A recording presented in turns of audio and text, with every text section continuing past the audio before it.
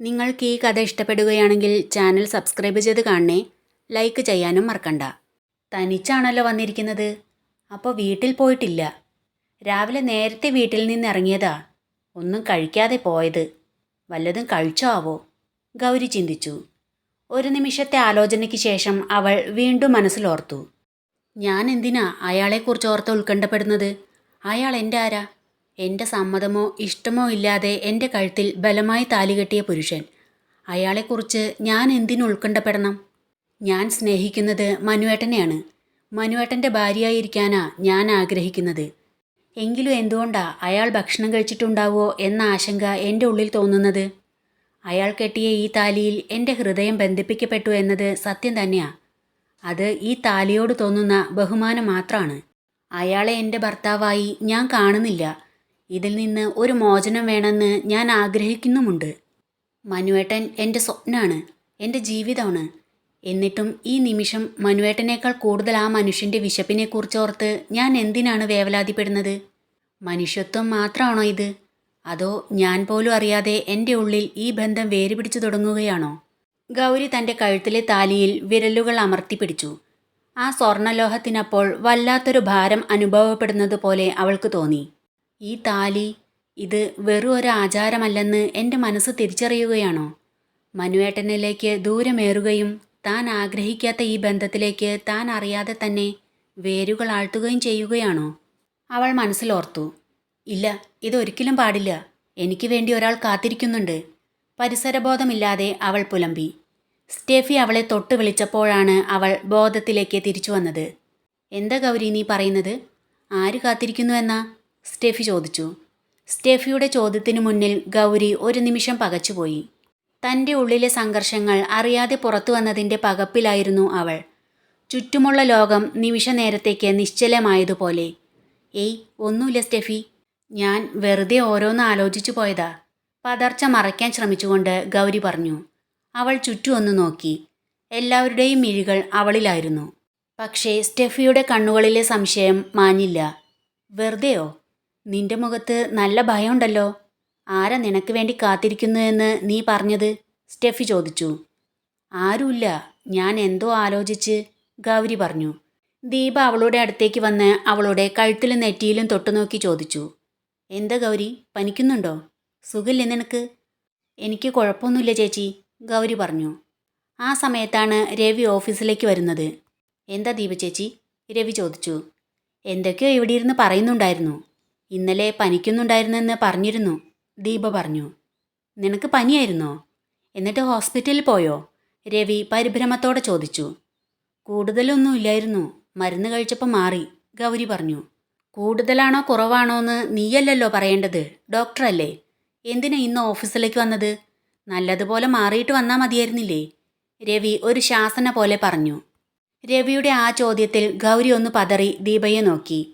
ഗൗരിയുടെ പതർച്ച കണ്ടപ്പോഴാണ് രവിക്ക് ഓഫീസിൽ മറ്റുള്ളവരുടെ മുന്നിലാണ് താൻ പറയുന്നതെന്ന ബോധം വന്നത്.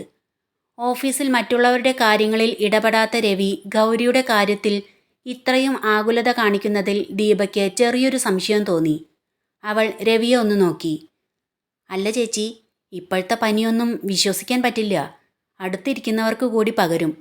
അതുകൊണ്ടാ നല്ലതുപോലെ മാറിയിട്ട് വന്നാൽ മതിയായിരുന്നെന്ന് ഞാൻ പറഞ്ഞത്, രവി പറഞ്ഞു. രവി പറഞ്ഞത് കേട്ട് ദീപ ഒന്ന് ചിരിച്ചു. അത് ശരിയാ രവി, ഇപ്പോൾ പടരുന്ന പനിയാ എല്ലായിടത്തും. പക്ഷെ ഗൗരിക്ക് അത്ര വലിയ പ്രശ്നമുള്ളതായി തോന്നുന്നില്ല.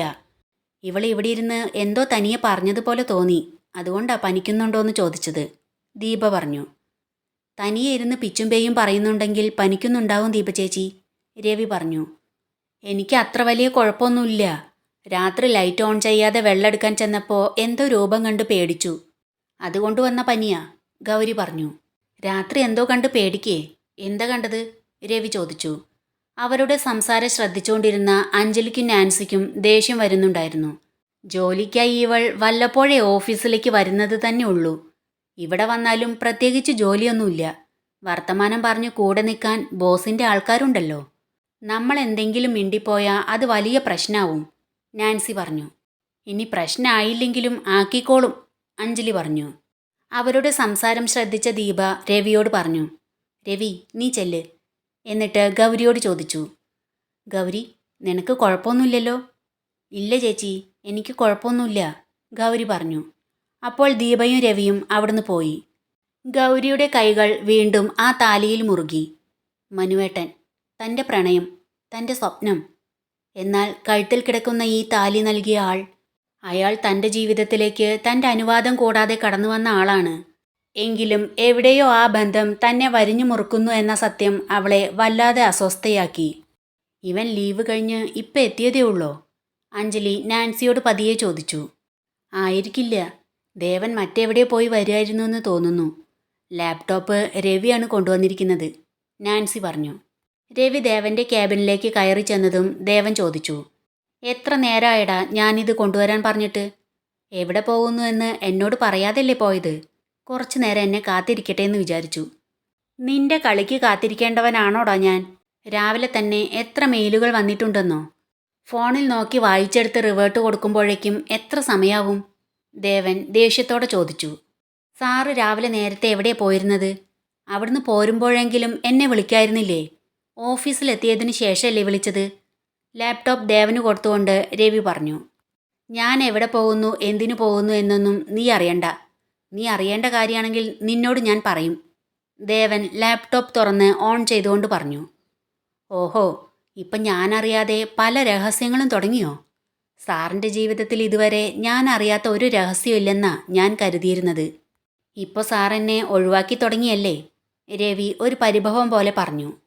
എടാ, എൻ്റെ ജീവിതത്തിൽ ഇതുവരെ നീ അറിയാത്തതായി ഒന്നുമില്ല. ഇപ്പം ഞാൻ എന്തെങ്കിലും നിന്നിൽ നിന്ന് മറയ്ക്കുന്നുണ്ടെന്ന് നിനക്ക് തോന്നുന്നുണ്ടെങ്കിൽ അതിനൊരു ഉത്തരേ ഉള്ളൂ. അത് എന്ന് പറഞ്ഞു നിർത്തി ദേവൻ മനസ്സിൽ പറഞ്ഞു, ഗൗരിയാണ്. അതെന്താ സാർ? രവി ചോദിച്ചു. അതൊന്നുമില്ല, നിന്റെ തോന്നൽ മാത്രമാണെന്ന് എന്ന് പറഞ്ഞ് ദേവൻ ലാപ്ടോപ്പിൽ ടൈപ്പ് ചെയ്തുകൊണ്ടിരുന്നു. സാർ, ഗൗരിക്ക് പനിയായിരുന്നോ? അവൾ എന്ത് കണ്ടാ പേടിച്ചത്? രവി ചോദിച്ചു. നിനക്ക് ചോദിക്കായിരുന്നില്ലേ? ദേവൻ ലാപ്ടോപ്പിൽ തന്നെ നോക്കിക്കൊണ്ട് ചോദിച്ചു. ചോദിക്കുകയായിരുന്നു. അപ്പോഴേക്ക് സാറിൻ്റെ ഫ്രണ്ട്സിന് അസൂയ തുടങ്ങി. ഞാൻ അവളോട് സംസാരിച്ച് നിൽക്കുന്നതിൻ്റെ അസൂയ, രവി പറഞ്ഞു. ദേവൻ രവിയെ ഒന്ന് നോക്കി. സാറ് പറഞ്ഞതുകൊണ്ടാ, അല്ലെങ്കിൽ രണ്ടിനെ രണ്ട് വഴിക്ക് ഞാൻ ആക്കുമായിരുന്നു, രവി പറഞ്ഞു. എടാ, അതിൻ്റെ ഒന്നും ആവശ്യമില്ല. നാൻസി മുമ്പ് തന്നെ എന്നോട് പറഞ്ഞിരുന്നു അവൾ 6 മാസം കൂടെ ഇവിടെ ഉണ്ടാവൂ. അത് കഴിഞ്ഞാൽ UK പോവുക. അഞ്ജലി 1 മാസം കൂടെ ഇവിടെ ഉണ്ടാവൂ. അവൾ റിസൈൻ ലെറ്റർ തന്നു കഴിഞ്ഞു. അഞ്ജലി മാഡം റിസൈൻ ലെറ്റർ തന്നുവെന്നോ? ഞാനത് വിശ്വസിക്കില്ല. അങ്ങനെ അവർ ചെയ്തെങ്കിൽ തന്നെ അതിന് മറ്റെന്തെങ്കിലും ഉദ്ദേശം ഉണ്ടാവും, രവി പറഞ്ഞു.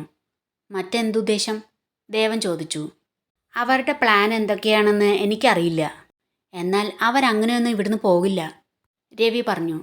അഞ്ജലിയെക്കുറിച്ചുള്ള രവിയുടെ സംശയത്തിൽ ദേവന് ദേഷ്യം തോന്നി. നീ വീട്ടിൽ പോയിക്കോ, ഞാൻ വന്നോളാം, ദേവൻ പറഞ്ഞു. സാറെന്നെ മുഴുവനായി ഒഴിവാക്കി തുടങ്ങിയോ? രവി ചോദിച്ചു. എടാ, ഗൗരിയുടെ റൂമിൽ AC ഫിറ്റ് ചെയ്യാൻ ആൾ വരും, അപ്പം നീ അവിടെ ഉണ്ടാവണം, ദേവൻ പറഞ്ഞു. ഗൗരി റൂമിൽ AC വേണമെന്ന് പറഞ്ഞോ? രവി ചോദിച്ചു. നിന്റെ റൂമിൽ AC വേണമെന്ന് നീ പറഞ്ഞിട്ടാണോ വെച്ചത്? ദേവൻ ദേഷ്യത്തോടെ ചോദിച്ചു.